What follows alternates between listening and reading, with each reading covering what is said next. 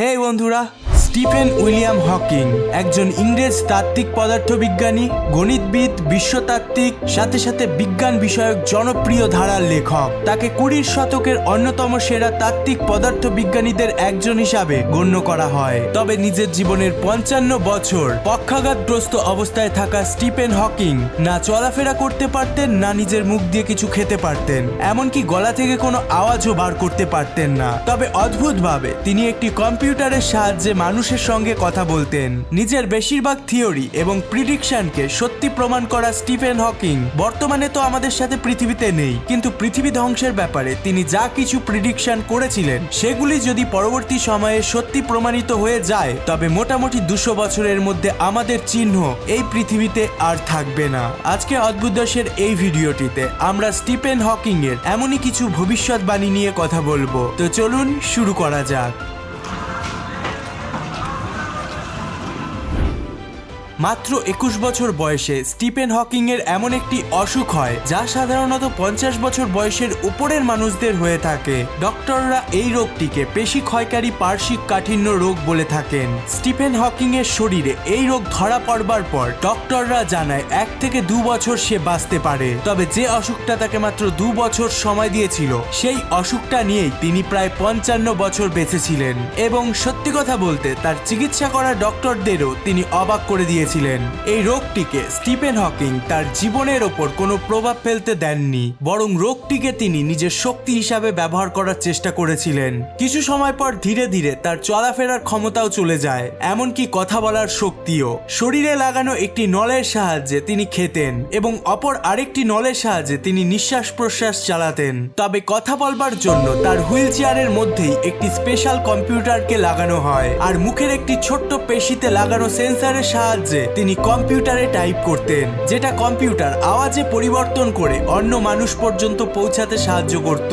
তার প্রায় সমস্ত বডি পার্টই কাজ করা বন্ধ করে দিয়েছিল। তবে তার কাছে এমন একটা জিনিস ছিল যেটা সাধারণ মানুষের কাছে ছিল না। তার কাছে এক্সট্রা অর্ডিনারি ব্রেন ছিল, যেটার সাহায্যে তিনি সাধারণ মানুষের থেকে একটু বেশি চিন্তা ভাবনা করতে পারতেন। হুইল চেয়ারে বসে বসেই তিনি প্রায় 8টা বই পাবলিশ করেন এবং আইনস্টাইনের পরে দ্বিতীয় সব থেকে বড় বৈজ্ঞানিক হিসাবে আমাদের ব্রহ্মাণ্ডের এমন এমন রহস্যের ওপর থেকে পর্দা তোলেন যা সারা পৃথিবীকে আশ্চর্য করে দিয়েছিল। স্টিফেন হকিং পৃথিবীর সামনে এমন এমন থিওরি তুলে ধরেন যা পরবর্তীকালে সত্যি প্রমাণিত হয়। এদের মধ্যে ব্ল্যাক হোল বা কৃষ্ণ গহ্বর হলো একটি থিওরি, যেখানে একদিকে তার থিওরি সারা পৃথিবীকে আশ্চর্য করে রেখেছিল, সেখানে অপরদিকে স্টিফেন হকিং এর এমন কিছু প্রিডিকশন আছে যেগুলো সবাইকে আতঙ্কিত করেছে।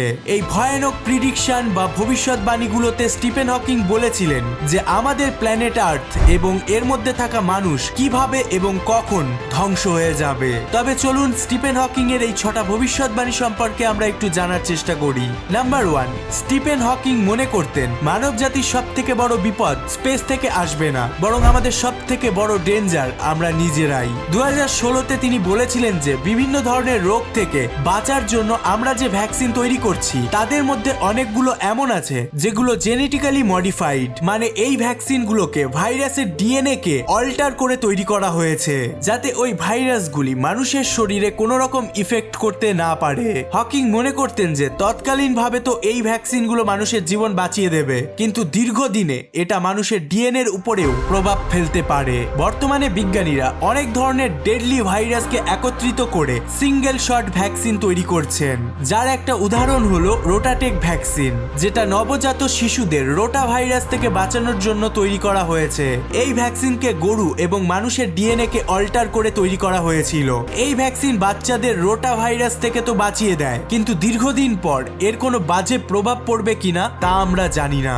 স্টিফেন হকিং তার শরীর অসুস্থ থাকার সময় ব্রহ্মাণ্ডের অনেক রহস্যের ওপর রিসার্চ করেছিলেন। তিনি মনে করতেন যে পৃথিবীর বাইরে কোথাও না কোথাও কোনো ইন্টেলিজেন্ট লাইফ রয়েছে, আর কখনো না কখনো কোনো না কোনো দিন এলিয়েন আমাদের পৃথিবীকে দখল করে নিতে পারে। বাট এখানে একটা থিওরি আপনাদের জানা দরকার। বিজ্ঞানীরা মনে করেন যে একটা বিগ ব্যাং এর জন্য আমাদের এই ইউনিভার্স তৈরি হয়েছিল, কিন্তু স্টিফেন হকিং এর থিওরি একটু আলাদা। তিনি একটু আলাদাভাবেই ভাবতেন। তিনি মনে করতেন যে শুধুমাত্র একটা বিগ ব্যাং হয়নি, বরং একাধিক বিগ ব্যাং হয়েছে এবং একাধিক ইউনিভার্স তৈরি হয়েছে।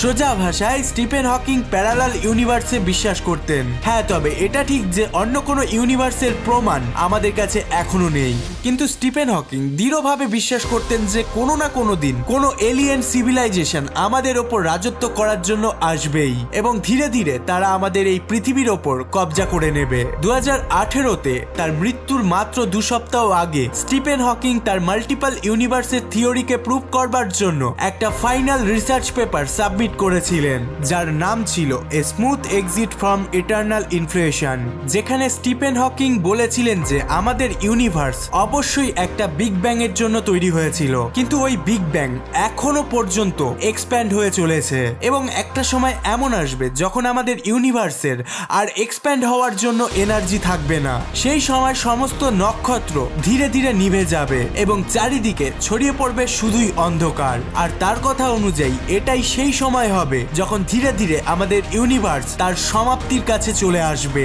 স্টিফেন হকিং মনে করেন যে মানুষ যদি নিজেদের প্রজাতিকে ধ্বংস হতে না দিতে চায়, তবে তাদের যত দ্রুত সম্ভব কোনো প্যারালাল ইউনিভার্স খোঁজা উচিত এবং সেই ইউনিভার্সে গিয়ে কোনো হ্যাবিটেড প্ল্যানেটে নিজেদের বসতি স্থাপন করা দরকার।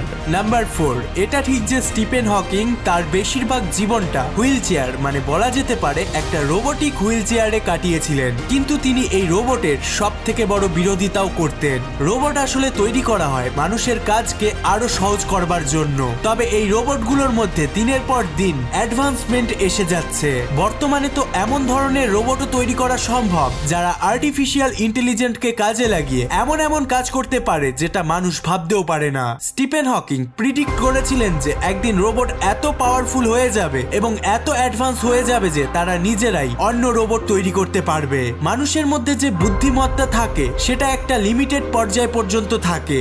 যেমন ধরুন মানুষ একসাথে মাত্র একটা জায়গায় দেখতে পারে, কিংবা ধরুন সাধারণত আমরা একসাথে একটা কাজই ঠিকভাবে করতে পারি, কিন্তু রোবটের ইন্টেলিজেন্স যে কোনো লিমিট পর্যন্ত বাড়ানো যেতে পারে। এই কারণেই এই সমস্ত ইন্টেলিজেন্স রোবটদের কাছে মানুষের ইন্টেলিজেন্স কিছুই হবে না। এই ধরনের অ্যাডভান্স রোবটের একটা এক্সাম্পল হলো ইসরায়েলের আয়রন ডোম মিসাইল সিস্টেম, যেটা খুবই ইন্টেলিজেন্ট একটা এয়ার ডিফেন্স সিস্টেম। এই সিস্টেমটা একসাথে অনেক মিসাইলকে আকাশেই নষ্ট করে দিতে পারে। আর শুধু এটাই নয়, এর মধ্যে থাকা রোবট মাত্র 1 মিলি সেকেন্ডের মধ্যে এটা বুঝে যেতে পারে যে কোন মিসাইল পপুলেটেড এরিয়াতে পড়তে চলেছে আর কোন মিসাইলটা ফাঁকা জায়গায় পড়বে, যার ফলে ওই ডিফেন্স সিস্টেমটা সেই মিসাইলগুলোকে আগে অ্যাটাক করে যেগুলো পপুলেটেড এরিয়াতে পড়তে চলেছে। আর স্টিফেন হকিং ভবিষ্যৎবাণী করেছিলেন যে একদিন এই রোবটগুলোই এত পাওয়ারফুল হয়ে যাবে যে তারা মানুষদের নিজের কন্ট্রোলে আনার চেষ্টা করবে। আর কে জানে, হয়তো রোবটরা সাকসেসফুলও হয়ে যেতে পারে। নাম্বার 5, এটা তো আমরা সবাই জানি যে প্রায় প্রত্যেকটা মানুষের মধ্যেই রাগ এবং ঝগড়া করার একটি টেন্ডেন্সি রয়েছে। আর এর একটি বড় উদাহরণ হলো রাশিয়া এবং ইউক্রেনের যুদ্ধ। আর নিজেদের এই যুদ্ধগুলোকে সাপোর্ট করবার জন্য এবং যুদ্ধে জেতার জন্য মানুষ এমন এমন ধরনের হাতিয়ার তৈরি করে রেখেছে যেটা কয়েক মিনিটের মধ্যেই সারা পৃথিবী থেকে মানব জাতিকে একেবারে শেষ করে দিতে পারে। এদের সাধারণত ওয়েপেন অফ মাস ডিস্ট্রাকশন বলা হয়ে থাকে। দ্বিতীয় বিশ্বযুদ্ধের শেষের দিকে আমেরিকা জাপানের হিরোশিমা এবং নাগাসাকিতে দুটো আলাদা আলাদা নিউক্লিয়ার বোমা ফেলেছিল, যেটার এফেক্ট এখনো পর্যন্ত ওখানে দেখতে পাওয়া যায়। স্টিফেন হকিং প্রিডিক্ট করেছিলেন যে মানুষ যদি একে অপরের সাথে মিলেমিশে মিউচুয়াল আন্ডারস্ট্যান্ডিং এর সাথে থাকতে না পারে, তবে একদিন এমন আসবে যে আমরা নিজেরা একে অপরের সঙ্গে এমন ভয়ানক যুদ্ধে লিপ্ত হয়ে যাব যে হয়তো আমরা নিজেরাই নিজেদের শেষ করে ফেলবো। নাম্বার 6, স্টিফেন হকিং এর প্রিডিকশনের মধ্যে সব থেকে ডেঞ্জারাস হলো গ্লোবাল ওয়ার্মিং। তিনি দৃঢ়ভাবে বিশ্বাস করতেন যে আমরা এই সব কিছু থেকে যদি বেঁচেও যাই, তবে আগামী 600 বছরের মধ্যে আমাদের পৃথিবীতে থাকা প্রায় অসম্ভব হয়ে উঠবে। সেই সময় পর্যন্ত পৃথিবীর সমস্ত জঙ্গল শেষ হয়ে যাবে, সমুদ্রের জল হয়তো শুকিয়েও যেতে পারে এবং মানুষের কোনো চিহ্ন পর্যন্ত হয়তো থাকবে না। এর সব থেকে বড় কারণ হবে আমাদের বাড়তে থাকা জনসংখ্যা এবং ফসিলসের কন্ট্রোল ছাড়া ব্যবহার। তিনি বিশ্বাস করতেন যে আগামী বছরের মধ্যে পৃথিবীর এমন অবস্থা হয়ে যাবে যে অবস্থা বর্তমানে শুক্র গ্রহতে আছে। পৃথিবীর গড় তাপমাত্রা প্রায় 250 ডিগ্রি সেলসিয়াস পর্যন্ত হয়ে যেতে পারে। আকাশ থেকে বৃষ্টির জলের বদলে সালফিউরিক অ্যাসিডের বৃষ্টি হবে এবং ঝলসে দেওয়ার মতো গরম হাওয়া প্রায় 360 কিলোমিটার প্রতি ঘন্টায় প্রবাহিত হতে থাকবে। এই অবস্থাটা ঠিক তেমন যেমনটা আমরা খাবার তৈরি করবার জন্য ওভেনে টেম্পারেচার সেট করে থাকি। তো বন্ধুরা, স্টিফেন হকিংকে দেওয়া 2 বছর যেভাবে তিনি 55 বছরে পরিণত করেছিলেন, ঠিক সেইভাবে আমরা আমাদের পৃথিবীর জীবন এক একটা গাছ লাগিয়ে বাড়াতে পারি। সর্বশেষে thanks for watching, stay happy, stay cool.